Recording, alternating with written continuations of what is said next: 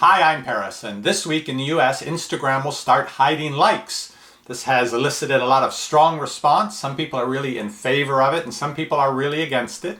And I think which side you're on probably correlates pretty well to your response to the question, would you rather have 1,000 likes or 10 comments? You can answer that question in the poll up here in the corner and see how your response compares with everyone else's. Now for me, I would much rather have 10 comments than 1,000 likes, whether it's here on YouTube or on my Instagram account. Those are pretty much the only two social media that I regularly use. And when I'm thinking comment, I'm thinking more like a sentence anyway, rather than just someone typing cool or great, which is a step up from just double tapping to do a like, but it's not to the level of really taking the trouble to think about what it is you're looking at and finding something to say about it. And for me, preferring comments to likes, I think the fact that you won't be able to see how many likes a post has gotten will encourage you to think a little more about, do I really like this? Do I want to double tap and give it that like, or do I just keep scrolling past? When you can't see whether everyone else has liked it, it makes you actually think, do I like this? So I prefer the comments, and I think it's probably a good thing that the like totals will be hidden.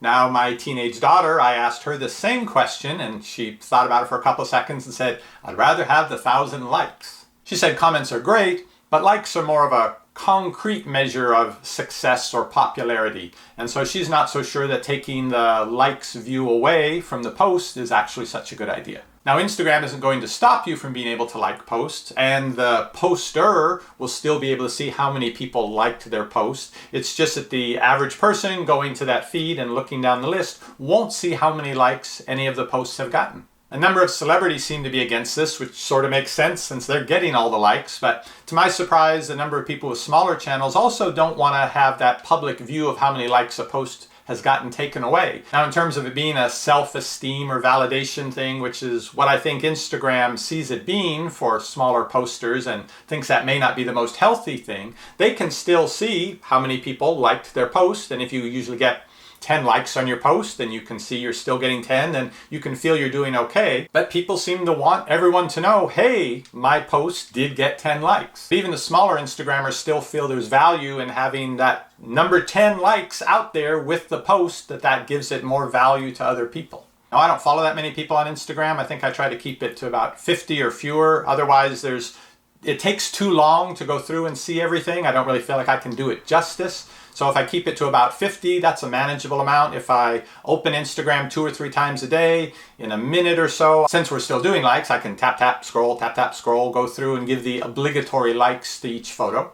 But my daughter was telling me she follows about 1,000 people. And I'm thinking, whoa, how can you keep up with that? And she says, yeah, it takes like 7 or 8 minutes when you open it up to go through to like all the posts, and you have to do it regularly or they build up so that it would take you a long time to go through and like them all. For me, that's like having 1,000 friends in real life. How can you possibly keep up with 1,000 people, what's going on in their lives, and be able to constructively engage with them? It's just impossible to do it with real life people. And maybe since I'm older, I carry over more of that feeling to the people that I follow on Instagram, whereas maybe the younger generation is better able to separate out the virtual friends who you don't really owe much to other than tap, tap, scroll, tap, tap, scroll. So I think it's worth the time and effort to curate your life, to decide what's going to be a part of it and where you're going to focus your energies, rather than letting an algorithm decide that for you.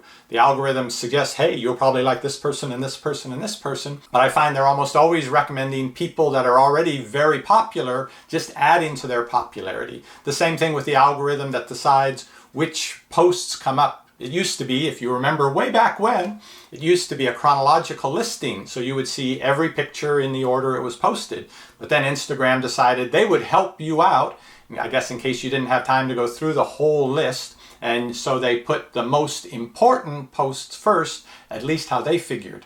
Now that algorithm is supposed to present you the post based on your previous behavior, but I don't need an algorithm to do that for me. I'll decide what I like and how much I like it, and if I'm going to comment on it. So take away the thumbs up, the thumbs down, the likes. Let people decide for themselves. Do I like this, rather than just liking it because 1,214 other people have first? So I guess I can ask the question, would you rather have 10 people that always comment on what you post, or 1,000 people that always like what you post? I'd take the 10 people commenting over 1,000 people doing a mindless tap, tap, scroll.